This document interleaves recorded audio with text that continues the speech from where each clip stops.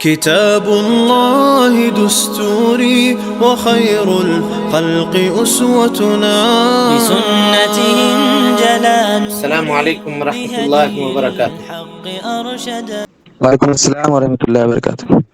ان الحمد للہ نحمده ونستعینه ونستغفره ونعوذ باللہ من شرور انفسنا ومن سیئات اعمالنا، من يهده الله فلا مضل له ومن يضلل فلا هادي له، واشهد ان لا اله الا الله وحده لا شريك له، واشهد ان محمدا عبده ورسوله، اما بعد فان خير الحديث كتاب الله وخير الهدي هدي محمد صلى الله عليه وسلم، وشر الأمور محدثاتها وكل محدثة بدعة وكل بدعة ضلالة وكل ضلالة في النار۔ محترم حاضرین، سامعین و سامعات، ناظرین و ناظرات، بلوغ المرام کتاب الجامع کے اس درس میں آپ تمام حضرات کا خیر مقدم ہے۔ اللہ رب العالمین ہم سب کے مل بیٹھنے کو قبول فرمائے، علم دین، علم نافع سیکھنے، اس کے مطابق عمل کرنے، اس کی دعوت عام کرنے اور اس راستے میں آنے والی مصیبتوں کے اوپر اللہ رب العالمین ہم سب کو صبر کی توفیق نصیب فرمائے۔ محترم حاضرین، گزشتہ کئی دروس سے حضرت جابر بن عبداللہ رضی اللہ تعالی عنہ سے مروی روایت، جس میں اللہ کے نبی جناب محمد رسول اللہ صلی اللہ علیہ وسلم نے ہم کو اور آپ کو خبردار کیا ہے کہ لوگوں ظلم کرنے سے بچو، اس لیے کہ ظلم قیامت کے دن تاریکی ہے، اور اسی طرح سے بخیلی سے بچو، کیونکہ تم سے پہلے کے جو لوگ ہلاک کیے گئے ان کے ہلاکت کے اسباب میں سے یہ سبب بھی تھا کہ وہ بہت زیادہ بخیل تھے۔ ان کے ہلاک ہونے کی وجوہات میں سے ایک وجہ یہ بھی تھی کہ وہ بہت زیادہ بخیل تھے۔ بخیل آدمی کیسے ہوتا ہے، کس طرح سے ہوتا ہے، اس کے تعلق سے ہم لوگ گفتگو کر چکے ہیں۔ آج کے اس درس میں حرص اور بخل کا علاج ہم آپ کے سامنے رکھیں گے، اور جو بقیہ تشریح ہے حدیث کی وہ انشاءاللہ مکمل کرنے کی کوشش کریں گے۔ حرص لالچ اور بخل بخالت کا علاج یہ ہے کہ آدمی اپنے خواہشات کی محبت سے جان چھڑانے کے لیے اتنے پر راضی ہو جائے جتنا اللہ رب العالمین نے اسے دیا ہے، اور اسی پر صبر کر لے۔ سمجھ رہے ہیں؟ لالچ سے اور بخیلی سے بچنے کا ایک طریقہ یہ ہے کہ اللہ تعالی نے جس کو جتنا عطا کیا ہے اپنے فضل سے، اس کے اوپر وہ راضی ہو جائے اور قناعت کی زندگی گزارے۔ وہ جو ایک مقولہ مشہور ہے کہ اتنا ہی پاؤں پسارو جتنے پسارنے کی اجازت تم کو تمہاری چادر دیتی ہے، یعنی اپنی تمام ضرورتوں کو اپنی آمدنی کے تابع بنا دے، اپنے ضرورتوں کو کھلا نہ چھوڑے۔ اگر وہ کھلا چھوڑے گا ضرورتوں کو تو معاملہ کیا ہوگا؟ معاملہ یہ ہوگا کہ اس کو مزید کمانے کی ضرورت پڑے گی، کیونکہ ضرورت اس کے کھلے ہیں آج۔ اور نفس کا معاملہ یہ ہے کہ اس کو آپ جتنا ڈھیلا چھوڑیے تو وہ ڈھیل پہ ڈھیل ہوتا چلا جائے گا۔ اور اس میں جی ایک عرب عالم، قسیم کے رہنے والے سلفی عالم ہیں، ان کی تشریح میں پڑھ رہا تھا، بڑی زبردست بات انہوں نے لکھی ہے، بہت، اور ایک دم دل کو چھونے والی بات۔ کہتے ہیں کہ جب سے یہ رواج آیا شاپنگ مال کا اور دوسری چیزوں کا، اور خواتین یعنی خاتون خانہ کو لوگوں نے خرید و فروخت پہ باہر نکالنا شروع کیا۔ جہاں نہیں نکلتے ہیں وہاں بہت اچھی بات ہے، لیکن جہاں وہ نکلتے ہیں وہاں معاملہ یہ ہوتا ہے کہ اگر یہ بازار گئے تو جس چیز کی ضرورت نہیں بھی ہے اس کو بھی خرید لیتے ہیں، کیونکہ وہ چیز سستی مل رہی ہے۔ اب اس پہ لکھا ہوا ہے کہ عام دکانوں کے اندر، یہ ان کے قول کو نقل کر رہا ہوں آپ کے سامنے، عام دکانوں کے اندر جو چیز 10 روپے میں مل رہی ہے وہ یہاں 8.90 میں مل رہی ہے مثال کے طور پر۔ اب 1 روپیہ بچانے کے لیے اس نے پورا سامان خرید لیا جبکہ اس کی ضرورت نہیں تھی، کا سستا مل رہا تھا لے لیا، ضرورت پڑے گی۔ تو ایسا کرنے والا پھر اپنے مال کی حفاظت کرنے والا نہیں ہوگا۔ اپنے خواہشات کو آدمی محدود کرے، روکے، اور جتنی اللہ رب العالمین نے اس کے مقدر میں روزی رکھی ہے، وہ روزی اس کو ملتی ہے، اسی پہ قناعت کرنے کی کوشش کرے، زندگی گزارے۔ کیونکہ آپ فارمولہ پڑھ چکے ہیں اس سے پہلے کہ دنیا کے معاملے میں آدمی کو چاہیے کہ وہ اپنے سے نیچے والے کو دیکھے کہ اگر ہم کو 2 وقت کی روٹی میسر ہے تو دنیا میں بہت سارے لوگ ایسے ہیں جن کو 1 وقت کی روٹی میسر ہے اور جن کو 1 وقت کی بھی نہیں ہے، جو بسکٹ وغیرہ کھا کے، پانی پی کر کے، کچھ اور کھا کر کے، کسی سے مانگ کر کے، کھا کر کے زندگی بسر کر لیتے ہیں۔ ہم کو ہمارے گھر میں نمک روٹی ہی صحیح، لیکن عزت کی روٹی تو میسر ہے، ہم اس کو کھا رہے ہیں۔ جی ہاں، تو انسان اگر اپنے آپ کو اپنی ضرورتوں کو محدود کر کے اپنی محدود آمدنی کے اندر خوش رہنا سیکھ جائے تو یہ ساری چیزیں ختم ہوں گی۔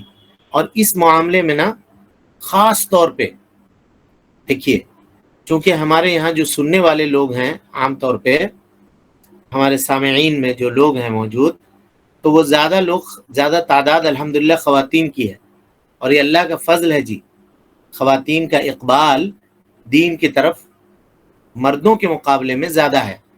ہر زمانے میں تھا، اس زمانے میں بھی ہے، اور اللہ تعالیٰ اس کو مزید باقی رکھے اور لوگوں کو دین کے اوپر ثابت قدم رہنے کی توفیق نصیب فرمائے۔ تو ہم نے یہ کہا تھا کہ سلف کی جو خواتین تھیں وہ اپنے شوہروں سے، جب ان کے شوہر گھر سے باہر نکلتے تھے تجارت کے لیے، تو وہ ان کو کہتی تھی کہ دیکھنا 1 دینار بھی 1 درہم بھی حرام کا لے کر نہ آنا، حلال کا جو ملے لے کر آنا۔ کیا اس لیے کہ ہم فاقہ کے اوپر صبر کر سکتے ہیں، ان کو کچھ کھانے کے لیے آپ نہ دیجیے گا، ہم اس پر صبر کر لیں گے، بھوکے رہ جائیں گے، پانی پی کے گزارا کر لیں گے، لیکن آپ کے بال بچے جہنم کی آگ پہ صبر نہیں کر سکتے، اس لیے آپ ان کو جہنم کی آگ کھلانے کی کوشش نہ کیجیے گا، حلال روزی کھلائیے گا، حلال روزی کھلائیے گا۔ لیکن آج معاملہ یہ ہے کہ انسان اپنی ضرورتوں کو محدود کرنے کے بجائے ضرورتوں کو کھلا چھوڑ دیا بے لگام۔ نتیجہ یہ ہوا کہ شوہر کو، بیوی کو خوش کرنے کے چکر میں شوہر اپنے بال بچوں کی ضرورتوں کو خوش کرنے کے پوری کرنے کے چکر میں شوہر جو ہے وہ اپنا سب کچھ نچھاور کر دیتا ہے، اپنی اوقات تباہ و برباد کر دیتا ہے، اپنے آپ کو مٹا دیتا ہے، تب بھی وہ پوری ضرورتوں کو نہیں پورا کر سکتا، ساری چیزیں نہیں کر سکتا، تب بھی خوشی اس کو مکمل طور پہ نہیں ملتی، کیونکہ اس کی ضرورتیں لامحدود ہیں۔ یہ آپ سمجھنے کی کوشش کیجئے، اس کی ضرورتیں لامحدود ہیں۔ آج ایک چیز آپ نے پوری کر دی، کل پھر ایک دوسری خواہش جنم لے لے گی، پھر اس کو آپ نے پورا کر دیا جہاں تہاں سے، پھر ایک تیسری خواہش جنم لے لے گی۔ تو جب تک یہاں کنٹرول نہ کیا جائے، اپنے دل کے اندر قناعت نہ پیدا کی جائے، کم پہ راضی ہو جانے کا جذبہ نہ پیدا کر دیا جائے، تب تک معاملہ نہیں ہو سکتا ہے۔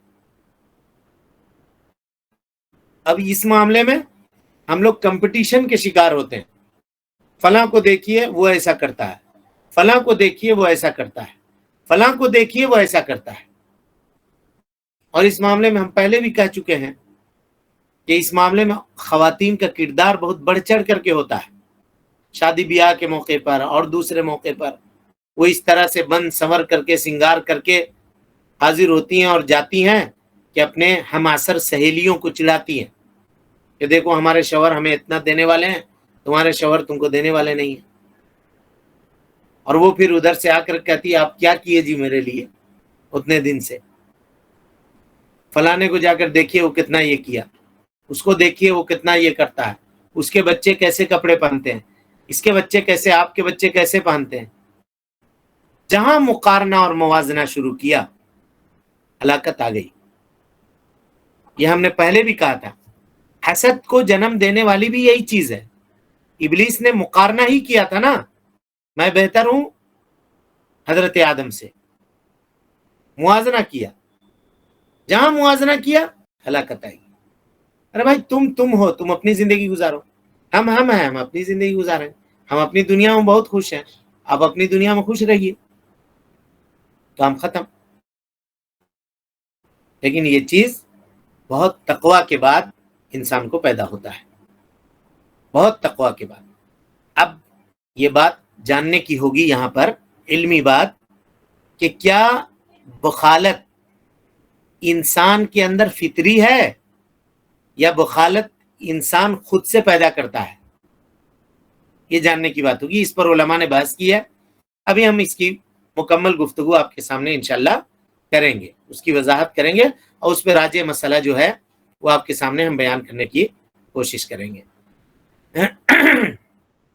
اچھی بات ہے. تو ہم نے پہلے یہ بتایا کہ انسان کیا کرے، بخل کا اور حرص کا علاج یہ ہے کہ اس سے جان چھڑانے کے لیے وہ اپنے اندر قناعت کا جذبہ پیدا کرے، اتنی نعمتوں سے راضی ہو جانا سیکھ جائے جو اللہ رب العالمین نے اس کے لیے مقدر کر دیا ہے.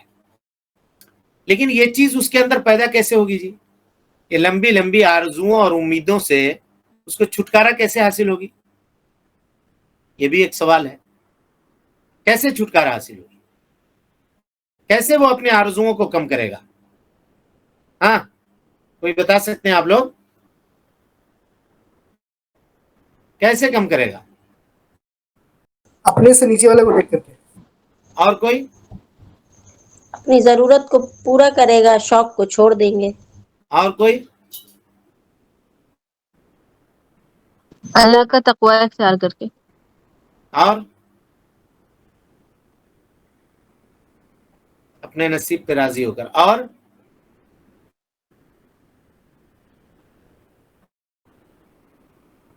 ابھی میں ایک ایسا نام لوں گا، یہ ساری چیزیں اس میں آ جائیں گی. ایک نام،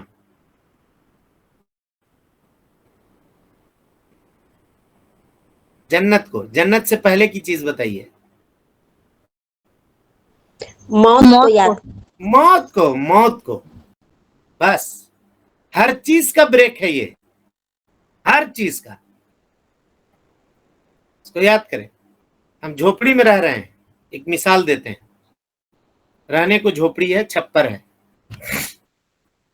قبر سے بہتر ہے نہیں ہے؟ جی. مان لیجئے اگر بہت محل بنا کے کروڑوں روپے کے اس کے اندر بھی رہیں گے تو مرنے کے بعد کیا ہم کو محل میں لے جا کر کے لیٹا دیا جائے گا؟ ہاں جی. جو نہیں. مخمل کے بستر پہ سوتا ہے کیا اس کے لیے الگ قبرستان ہے کیا؟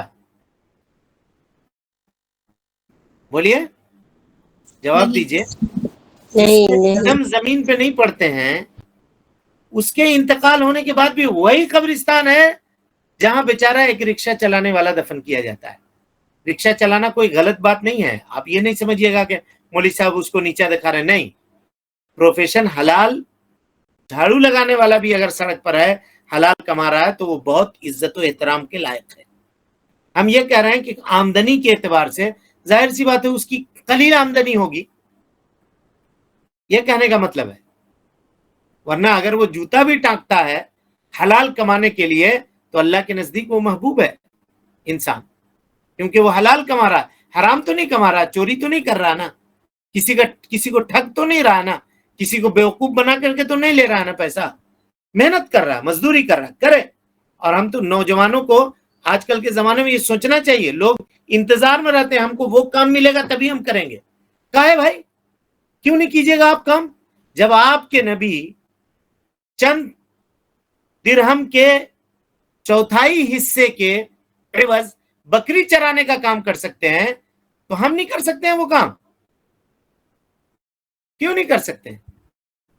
نبی صلی اللہ علیہ وسلم نے کہا کہ تم میں کا جتنے بھی نبی آئے دنیا کے اندر، نبی صلی اللہ علیہ وسلم نے کہا کہ جتنے بھی انبیاء دنیا کے اندر تشریف لائے تمام کو بکریوں کی چرواہی سونپی گئی، چرایا ہے انہوں نے بکریوں کو. کیوں جی؟ بکریوں کو ابن قیم لکھتے ہیں کہ بکریوں کو چرانے کے لیے بہت جگر گردے کی ضرورت ہوتی ہے، بہت اپنے آپ کے اوپر کنٹرول کرنے کی ضرورت پڑتی ہے.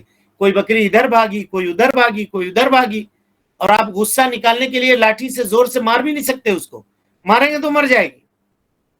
اور اس کے مقابلے میں اگر بڑا جانور ہے، گائے ہے یا بیل ہے یا اونٹ ہے، تو اس کو آپ غصہ نکالنے کے لیے 2-4 چھڑی دے بھی سکتے ہیں، کھینچ کے 2-4 لاٹھی اس کے پیٹ پر رکھ بھی سکتے ہیں. حالانکہ بے قصور جانور کو بھی نہیں مارنا چاہیے، لیکن ایک بات بتا رہے ہیں، بکری کو نہیں مار سکتے، مر جائے گی وہ زیادہ زور سے اگر مار دیا آپ نے تو، اور اس کو دیکھ کے رحم بھی آئے گا آپ کو. تو ایسی صورت میں کہا چونکہ آپ کو امت کی چرواہی کرنی ہے اور لوگوں کے ریوڑ کو آپ کو سنبھالنا ہے، تو اس سے پہلے اللہ رب العالمین یہ ٹریننگ دیتا ہے. نبی صلی اللہ علیہ وسلم نے کہا، صحابہ نے پوچھا آپ نے بھی چرائی ہے اے اللہ کے نبی صلی اللہ علیہ وسلم بکریاں؟ کہا ہاں جی میں نے بھی چرائی ہے. مکے میں مکہ کے ساہوکاروں کی بکریاں دینار کے 1/4 حصہ جس کو قیرات کہتے ہیں، چند قیرات کے عوض میں مکے کے سیٹھوں کی بکریاں چرایا کرتا تھا. نبی صلی اللہ علیہ وسلم نے کہا کوئی کام چھوٹا نہیں ہوتا ہے جی، اس کو کبھی مت سمجھیے گا، جو کام ملے حلال ہے لگ جائیے، آنکھ بند کر کے کیجئے وہ کام. تو کہا کہ اس کے لیے مالدار کے لیے جو ہے، جس کے پاس بینک بیلنس ہے کروڑوں روپے، اس کے لیے بھی وہی قبرستان ہے، اور جس کے پاس 100 روپے ہے دن کی مزدوری وہ کماتا ہے، وہ بھی مرے گا تو اسی قبرستان میں جائے گا، اور اگر آگے پیچھے مرا تو اس کے بغل میں اس کی قبر ہوگی. اگر یہ یاد کر لینا تو اس کے خواہشات کیا ہو جائیں گے؟ بریک لگ جائیں گے. اسی کو شیخ الاسلام نے بڑا عجیب نقطہ بیان کیا ہے، غور سے سنیے. نکاح کی مجلس میں خطبۃ الحاجہ پڑھی جاتی ہے جی. نکاح جو ہوتا ہے وہ انسان کی زندگی کے خوشی کے ایام میں سے بہت عظیم دن ہوتا ہے. اس دن پڑھنے کے لیے جس آیت کا انتخاب اللہ کے نبی صلی اللہ علیہ وسلم نے کیا ہے، ظاہر قرآن میں بے شمار آیتیں ہیں، ان آیتوں میں سے سب سے پہلی آیت جو نبی صلی اللہ علیہ وسلم نے انتخاب کیا وہ یہی آیت ہے، یا ایھا الذین آمنوا اتقوا اللہ حق تقاتہ ولا تموتن الا وانتم مسلمون. تمہاری موت نہ آئے مگر اس حال میں کہ تم مسلمان ہو. اب کوئی پوچھ سکتا ہے خوشی کی محفل ہے، دلہا خوش ہے، دلہن خوش ہے، دونوں گھر والے خوش ہیں، وہاں بیٹھنے والے لوگ خوش ہیں، سب کے چہرے کے اوپر خوشی ہے، رونق ہے، محفل سجی ہے، جمی ہے، اور مولوی صاحب کھڑے ہو کر کہہ رہے ہیں وَلَا تَمُوتُنَّ إِلَّا وَأَنْتُمْ مُسْلِمُونَ. کیا مناسبت ہے بھائی؟ یہ بتایا جا رہا ہے یہ خوشی جو ہے نا، اس میں باولا مت ہو جانا، پاگل مت ہو جانا. انجام کو یاد رکھنا، موت ہے تمہارا انجام. چاہے جتنا خوش ہو لو، جتنا خوش ہو لو، انجام وہی ہے. اور اس کے بعد اللہ کے سامنے حاضری ہے مرنے کے بعد. جتنے کا حساب دے سکو اسی قیمت سے خوشی منانا. کہیں ایسا نہ ہو کہ باولے ہو جاؤ خوشی میں اور حد سے تجاوز کر جاؤ، ڈی جے اور ڈھول بجا کر کے ناچنے لگو، بے حیائی کو فروغ دینے لگو. مت کرنا ایسا. وَلَا تَمُوتُنَّ إِلَّا وَأَنْتُمْ مُسْلِمُونَ. موت کو یاد رکھنا، تمہاری موت نہ آئے مگر اس حال میں کہ تم مسلمان. دیکھا آپ نے، جہاں خوشی کی بات تھی وہاں موت کا ذکر کر کے اللہ کے نبی صلی اللہ علیہ وسلم نے خوشی کے جذبات کے اوپر بریک لگا دیا. یہ ہے تمہارا انجام، اس کو ہمیشہ یاد رکھنا. قبر کو یاد رکھنا، ہمیشہ وہیں جانا ہے، وہی ٹھکانا ہے. تو اپنی خواہشات کو کنٹرول کرنے کا سب سے بڑا ذریعہ یہی ہے. اگر آدمی سوچ لے جی کہ ہم چاہے جتنا کچھ کر لیں، جو کر لیں، ہم کو تو ایک دن جانا ہی جانا ہے یہاں سے، تو پھر اس حدیث کی تعبیر ہوگی اس کی زندگی جس میں اللہ کے نبی صلی اللہ علیہ وسلم نے کہا کن فی الدنیا کأنک غریب. ابن عمر کی روایت گزر چکی ہے، دنیا میں ایسے رہو گویا کہ تم اجنبی ہو، او عابر سبیل، یا مسافر ہو. مسافر ضرورت کے مطابق اپنے سامان لیتا ہے. اگر آپ سفر کر رہے ہیں، سامان رکھ رہے ہیں، کوئی کہتا بھی یار 2-4 اور کپڑا رکھ لیجئے، ضرورت ہے، سفر پہ جا رہے ہیں، اتنا کیا ضرورت ہے ڈیلی کپڑا بدلنے کی؟ ہاں مینج کر لیں گے، کیوں بیگ بھاری کرتے ہو؟ کم کپڑے رکھو اس کے اندر. آدمی ایسا مینج کرتا ہے. کیا اس فارمولے کو ایک مومن اپنی زندگی کے اندر نہیں کر سکتا ہے؟ کیا ضرورت ہے بھاری کرنے کا؟ جتنے سے گزارا ہو جاتا ہے اتنا رکھو. یہ ضروری ہے، چلے ہاں یہ ہم انتظام کرتے ہیں اس کا. یہ ضروری نہیں ہے آپ کا، اس کی ضرورت نہیں ہے، جانے دیجیے اس کو، چھوڑ دیجیے. اب ترغیب دیجیے نا، ہمارے لیے ضروری نہیں ہے، آپ لانے کی ضرورت نہیں ہے، مت لائیے اس کو. ارے نہیں لے آتے ہیں فلاں کے گھر میں، فلاں گھر میں ہے، رہنے دیجیے، ہم کو اس کی ضرورت نہیں ہے، ہم مینج کر لے رہے ہیں. اور کہہ رہے ہیں فلاں کے گھر میں ہے اور وہ فلاں برانڈ کا ہے، ہم کو اس سے اچھا برانڈ کا اور اچھی کمپنی کا چاہیے. یہ ہے بے لگام خواہش، یہ بے لگام خواہش. ہاں اگر نیسیسری ہے، وہ معاملہ ضروری ہے تو اس کا انتظام کیجیے، ورنہ اس کے بغیر حیات اور انسان کی زندگی کے اندر خلل پیدا ہوگا. تو ایسا بھی نہیں ہونا چاہیے کہ آدمی بخیل ہو جائے. ابھی آیت آ رہی ہے تو وہاں پہ آپ کو وضاحت سمجھ میں آئے گی. تو انسان کیا کرے نا، اپنے خواہشات کی کنٹرول، نفسانی خواہشات کو کنٹرول کرنے کے لیے، لگام پہنانے کے لیے موت کو ہمیشہ اپنے نگاہوں کے سامنے رکھے. جی ہمیشہ اپنے نگاہوں کے سامنے. اور اس سے زیادہ آپ کو شریعت میں اور کیا تعلیم دی جائے گی بتائیے نا. انسان جب اپنے دن بھر کے ایکٹیویٹیز کو کلوز کرتا ہے رات کے وقت، یعنی اب عشاء سے ہم لوگ فارغ ہو چکے، کھانا پینا کھا کے اب بستر پہ جائیں گے، سوئیں گے لوگ. اس وقت جو دعا اللہ کے نبی نے سکھائی ہے، یہ دعا ہے اللہم بسمک اموت و احیا. یہاں دیکھیے موت کا ذکر کیا گیا. پھر ایک لمبی مدت تک، یعنی جب تک اللہ چاہے وہ آدمی سوئے گا، فجر میں پھر بیدار ہوگا. اب یہاں سے اٹھے گا تو اٹھ کے رہے گا، کام کرے گا، دکان جائے گا، ڈیوٹی جائے گا، بزنس کرے گا، جو کرنا ہے کرے گا. پھر یہاں دن کی شروعات کیا تو بستر ہی پہ بیٹھ کے آنکھ مل رہا ہے، کیا پڑھے گا؟ الحمدللہ الذی احیانا بعدما اماتنا والیہ النشور. اب موت سے غافل کیسے ہو جائے گا آدمی، بولیے نا. جب اٹھ رہا ہے موت بول رہا ہے، سو رہا ہے موت بول رہا ہے. یہ الگ بات ہے کہ آج کل ہم لوگ دعا بھی نہیں پڑھتے ہیں، یاد بھی نہیں ہوگا بہت سارے لوگوں کو یہ دعا، بہت سارے لوگ جانتے بھی نہیں ہوں گے، یا یاد بھی ہوگا تو اس کو نافذ نہیں کرتے ہوں گے.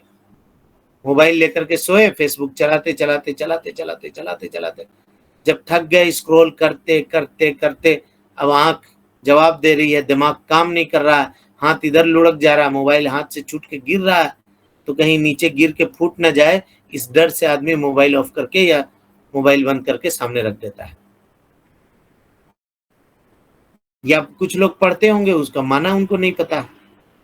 تو دعاؤں میں اثر بھی اس وجہ سے نہیں ہے جی کہ ہم بغیر معنی جانے ہوئے دعا کرتے ہیں، بغیر معنی جانے ہوئے دعا کرتے ہیں. اب ظاہر ہے جو دعا ہم مانگ رہے ہیں اگر اس کا معنی مطلب ہم کو معلوم ہے، تب نہ ہم اتنا گریو زاری سے، اتنا حضور قلب کے ساتھ وہ دعا کر سکتے ہیں. کو پتہ نہیں ہے. اسی لیے بچوں کو چاہیے کہ اگر آپ اپنے بچوں کو دعا سکھلا رہے ہیں تو اس کا معنی بھی اس کو سکھلائیے، اس کا معنی بھی سکھلائیے. یہاں جو مدرسہ چلتا ہے، جس کا نصاب ہم نے متعین کیا ہے، اس نصاب میں دعاؤں کے معنی بھی ساتھ میں یاد کرنے ہیں بچوں کو، سارے معنی. اور کسی ایک بچے کو کھڑا کیجئے، وہ ایک طرف سے معنی بھی، دعا بھی پڑھے گا، معنی بھی سنائے گا، دعا بھی پڑھے گا، معنی بھی سنائے گا، ہے نا. لہذا اس چیز کے طرف توجہ دینے کی ضرورت ہے کہ موت کو اللہ کے نبی صلی اللہ علیہ وسلم نے کس قدر قریب کیا ہے کہ انسان اس کو ہمیشہ یاد کرتا رہے. سونے سے پہلے اس کا ذکر ہے، سو کر کے اٹھنے سے اس کا ذکر ہے. اچھی بات. اور جب موت کو وہ اپنی طرف سامنے رکھے گا نا جی انسان، اور اس کی طرف توجہ کرے گا اور دیکھے گا کہ انہوں نے مال جمع کیا ہے، مکان اور جائیداد بنانے میں محنت کی ہے، کوشش کی ہے، کیا انہوں نے اس سے کوئی فائدہ اٹھایا دنیا کی زندگی میں؟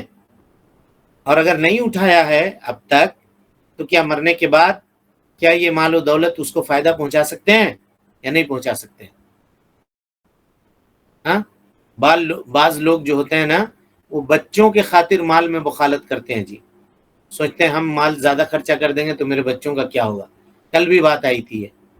تو اس کا علاج یہ ہے کہ وہ اچھی طرح سے سمجھ لے کہ ان بچوں کا جو خالق ہے اللہ رب العالمین، جس نے ان کو پیدا کیا ہے، وہی انہیں روزی دے گا، وہی انہیں روزی دے گا. خود اپنے آپ کو انسان دیکھے جی، وہ کیا تھا. بسا اوقات ایسا ہوتا ہے کہ والدین اس کے لیے ایک پیسہ چھوڑ کر نہیں جاتے ہیں، لیکن جب وہ اس مقام پر وہ پہنچ سکتا ہے تو اپنی اولاد کے بارے میں یہ کیوں نہیں سوچتا کہ وہ بھی پہنچ سکتی ہے. لہذا ہم اپنے حصے کی نیکی کر جائیں، میری اولاد اپنے حصے کی نیکی کرے گی، یہ کیوں نہیں سوچتا. خود کہتا ہے کہ بزنس ابا کے زمانے میں کم تھا، ہم نے اس کو بڑھایا ہے. پھر بھائی جب تم بڑھانے کی طاقت رکھتے ہو تو تمہاری اولاد کیوں نہیں رکھتی اور کیوں نہیں رکھ سکتی؟ کل حضرت عمر ابن خطاب رضی اللہ تعالیٰ عنہ کے قول کو ہم نے بڑی تفصیل سے بیان کیا تھا.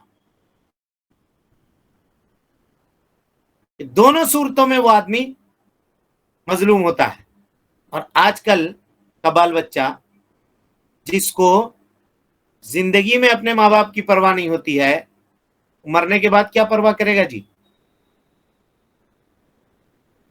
پرواہ کرے گا؟ اللہ ماشاء اللہ، وہ دعا تک نہیں کرے گا، بھول جائے گا. اور اس میں بھی اس کی غلطی نہیں ہے، یہ بات جانیے، اس کی بھی ہے غلطی، لیکن اس میں 80% غلطی گارجین کی بھی ہے. اس کو آپ نے سکھایا نہیں ماں باپ کی اہمیت کیا ہے، اس کا مقام و مرتبہ کیا ہے. آپ نے اس کو انگلش میڈیم میں ڈالا اور دوسرے جگہوں پر ڈالا جہاں دین کی تعلیم ہو رہی تھی، وہاں سے اس کو دور رکھا. تعلیم کے نام پہ پروفیشنل بنانے کے چکر میں دین سے اس کو دور کر دیا. نہ قرآن پڑھ سکا، نہ کچھ پڑھ سکا، ویسی دنیا سے جوان ہو گیا اور پھر رخصت ہونے کا وقت آ گیا. تو ایسے والدین کے پاس یہ بچے ڈگریاں لے کر کے آئیں گے کہ آپ نے کیا کیا میرے ساتھ، دنیا کمانے کا مشین ہم کو بنا دیا، قبر کے تعلق سے کوئی فکر آپ نے میری نہیں کی، میری آخرت کیسے بنے گی اس کے تعلق سے آپ کے پاس کوئی چاہت نہیں ہوئی. کیا جواب دیں گے یہ گارجین جو KG سے اپنے بچوں کو ڈالتے ہیں، PG سے اس کو نکالتے ہیں باہر؟ نہ دین ہے، نہ تعلیم ہے، نہ کچھ ہے. بلکہ افسوس ہے کہ بڑے بڑے جو مشنری اسکول ہیں جہاں بچے مسلمانوں کے پڑھتے ہیں، وہ صبح جا کر کے اسمبلی میں شرکت کرتے ہیں، ہاتھ باندھ کے کھڑے ہوتے ہیں صلیب کے سامنے. ہم لوگوں نے شادی بیاہ میں کروڑوں خرچہ کیا، دنیا کی اور زیب و زیبائش کو اختیار کرنے کے لیے، عیش و عشرت کے لیے لاکھوں لوٹا دیا، لیکن اسکول تک نہ بنا سکے اور ایک اچھے اسٹینڈرڈ کا تعلیمی ادارہ نہ بنا سکے. سب میں امت مجرم ہے، لیکن اس سے مایوس ہونے کی ضرورت نہیں ہے. ہم اپنے حصے کا چراغ جلائیں تو صحیح، اسی سے روشنی ہوگی. ہر آدمی ایک دوسرے کو بلیم کرنے کے اوپر تلا ہوا، آپ نے کیا کیا، آپ نے کیا کیا، آپ نے کیا کیا، آپ نے کیا کیا. تو آپ نے کیا کیا یہ سوچے.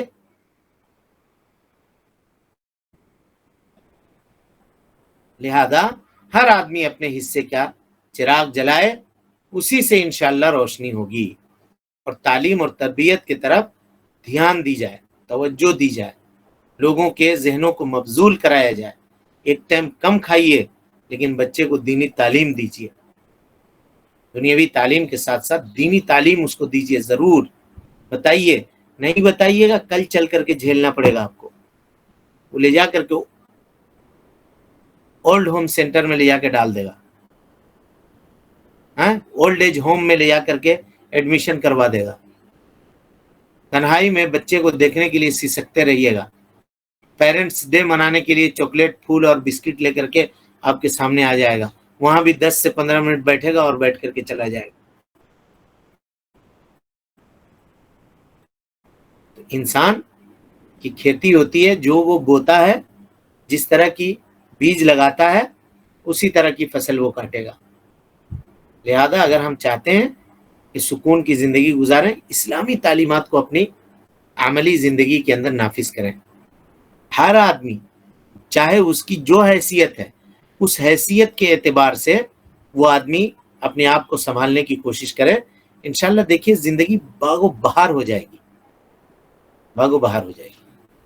کمپٹیشن کا جذبہ اپنے دل سے نکال دے۔ ہاں کمپٹیشن کرے، وفی ذالک فلیتنافس المتنافسون، جنت کو پانے میں کمپٹیشن کرے۔ ہم صرف 5 وقت کی نماز پڑھتے ہیں، ہمارا دوست تہجد پڑھتا ہے، ہم بھی کل سے تہجد پڑھیں گے،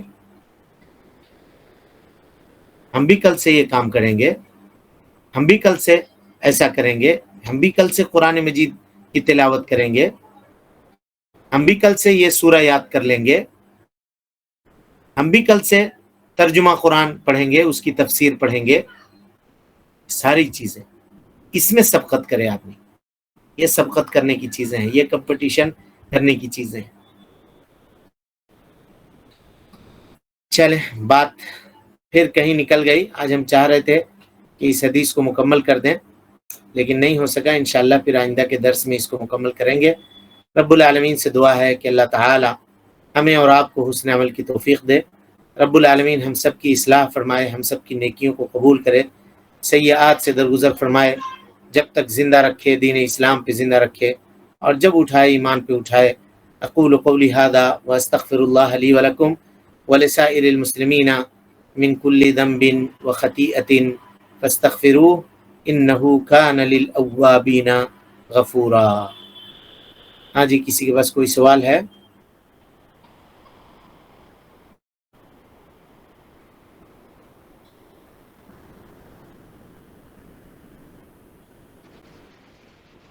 السلام علیکم وعلیکم السلام ورحمۃ اللہ وبرکاتہ۔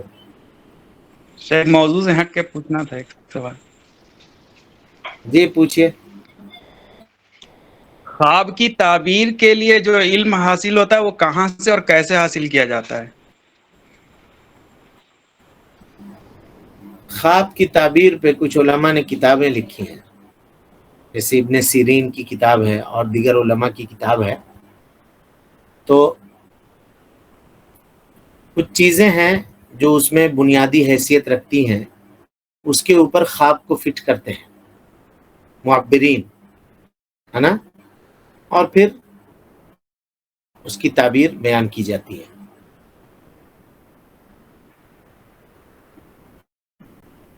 اور یہ زیادہ تجربے سے ہوتا ہے، جی معاملہ زیادہ تجربے سے ہوتا ہے۔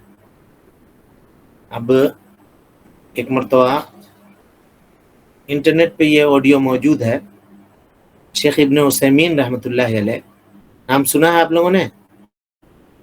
جی جی جی ہاں، بڑے عالم ہیں، سعودی عرب کے، انتقال ہو گئے شیخ ابن عثیمین۔ تو وہ جواب دے رہے تھے ریڈیو کے اوپر لوگوں کے سوالات کا۔ تو ایک خاتون نے سوال کیا کہ شیخ، ہم نے ایک مرد کو دیکھا ہے کہ وہ بغیر کپڑوں کے خانہ کعبہ کا طواف کر رہا ہے، بغیر کپڑوں کے خانہ کعبہ کا طواف کر رہا ہے، خواب میں دیکھا ہے، تو اس کی کیا تعبیر ہے؟ تو شیخ نے کہا کہ اللہ رب العالمین نے اس کے سارے گناہوں کو معاف کر دیا ہے، یہ تعبیر ہے اس کی، یہ اس کی تعبیر ہے، اس کے سارے گناہ اللہ رب العالمین نے معاف کر دیے۔ گویا وہ اپنے اللہ کے دربار میں اس طرح سے آیا کہ اس کے جسم پر کپڑا نہیں ہے، حالانکہ بظاہر یہ کوئی ویسا معنی سمجھ میں آتا نہیں ہے اس سے۔ اب کیا علم ہے اس کے بارے میں اتنا مجھے بھی جانکاری نہیں ہے۔ اب کوئی کبھی پوچھتا ہے، کچھ کرتا ہے، تو کچھ اساتذہ سے پوچھ کر کے، کچھ کتابیں ایسی دیکھ کر کے، اس سے ملا کر کے آدمی دیتا ہے۔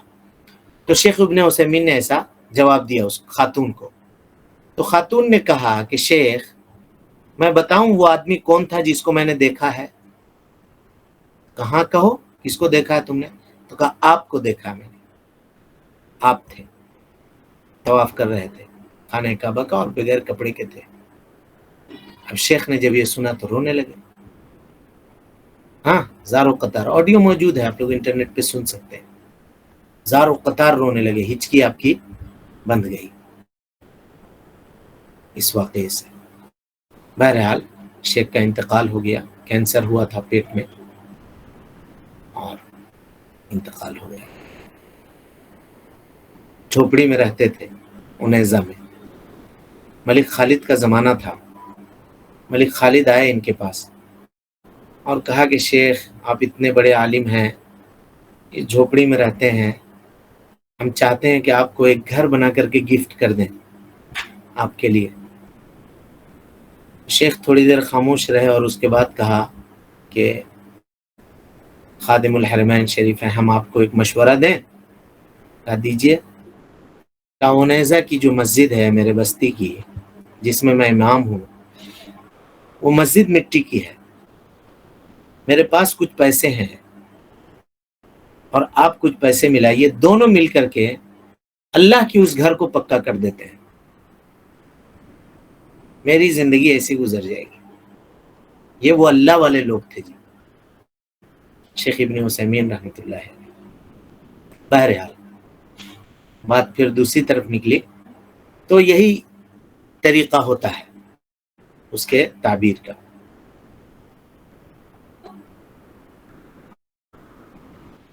تو کیا شیخ وہ جو ابن شیرین کا جو کتاب ہے بس اسی پر اتفاق کیا جائے، یا ابھی کہیں ایسا درس وغیرہ دیا جاتا ہے اس کا علم کے متعلق، کہیں پڑھایا جاتا ہے؟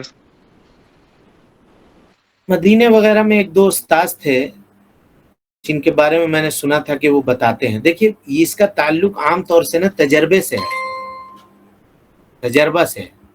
ہم نے ابھی آپ کو ایک مثال دے دی نا کہ ایک آدمی بغیر کپڑے کے طواف کر رہا ہے، یہ کہاں سے دلالت کر رہا ہے کہ وہ گناہوں سے پاک صاف ہو گیا ہے؟ لیکن ہے.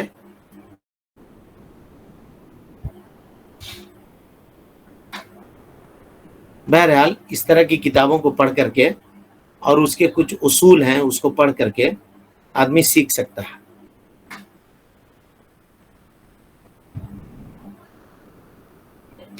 جی شیخ جزاکم اللہ خیر و احسن الجزاء.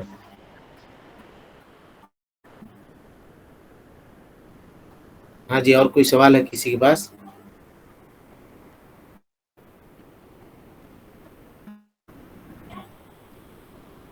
ہاں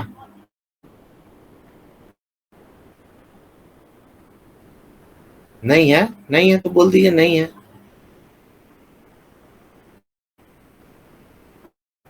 درد سمجھ میں آ رہا ہے جی لوگوں کو؟